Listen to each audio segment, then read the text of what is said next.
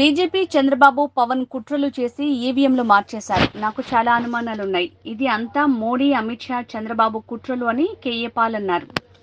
లక్షల మంది విశాఖపట్నం పార్లమెంట్ అభ్యర్థిగా నాకు మీ ఓట్లు వేశారు. నా హృదయపూర్వక వందనాలు.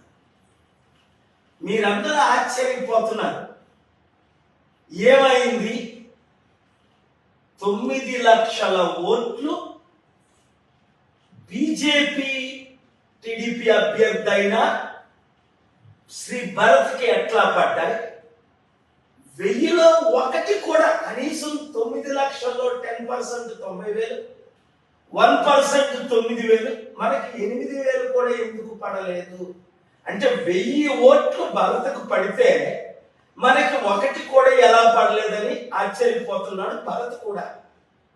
అయితే షాకింగ్ ఏంటంటే భరత్ జనరల్ ఏజెంట్, చాలా మంచి తెలివైన వ్యక్తి, హ్యాండ్సమ్, ఒక స్టార్ లాంటి కమ్మ కమ్యూనిటీకి సంబంధించిన ఆయన. మేమందరం కూర్చుంటుంటే 6 డిమాండ్ చేస్తున్నాం సంతకానికి. ఆయన షార్ట్ స్టేట్మెంట్స్ ఇచ్చాడు. ఆయన పేరు సుమన్. ఆయన విశాఖపట్నం బార్ అసోసియేషన్ కు మాజీ ప్రెసిడెంట్, హైలీ ఎడ్యుకేటెడ్, చాలా మంచి ఆయనలా కనబడ్డాడు. పరిచయం చేసుకొని మేమందరం ఉంటుండగా, సార్ మోదీ గారి దయతో ఈవీఎం ఆర్గనైజ్డ్ రష్యన్ చిప్ ద్వారా జరిగినది 25% ఓట్ బ్యాంక్ మాకు అందింది. అందుకే చంద్రబాబు నాయుడు గారు కూడా మోదీ గారితో పొత్తులు పెట్టుకోవడం జరిగింది. మాకు లాభం అయింది.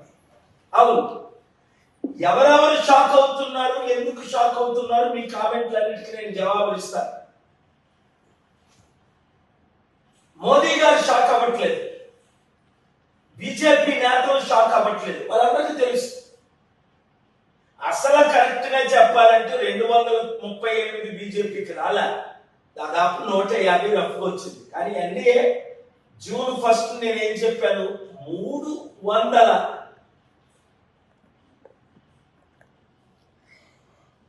ఓటమితో బీజేపీ గవర్నమెంట్ ఫార్మ్ చేస్తుంది, మోదీ నెక్స్ట్ ప్రధానమంత్రి అని.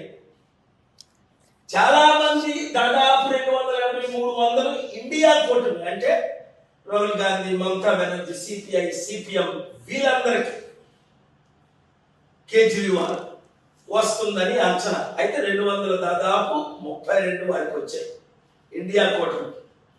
ఇక్కడ ఆశ్చర్యపోతుంది ఎవరంటే పురంధేశ్వరి. 2019లో నేను విశాఖపట్నంలో పోటీ చేస్తే 36,000 వచ్చాయి. ఇప్పుడు లక్షలతో నేను ఏ విధంగా రాజమండ్రిలో బీజేపీ అయ్యాను. ఎక్కడి నుంచో కడప నుంచి వచ్చిన సీఎం రమేష్ అనకాపల్లి, నేను అనకాపల్లిలో ఎలాగే ఎంపీ అయ్యాను.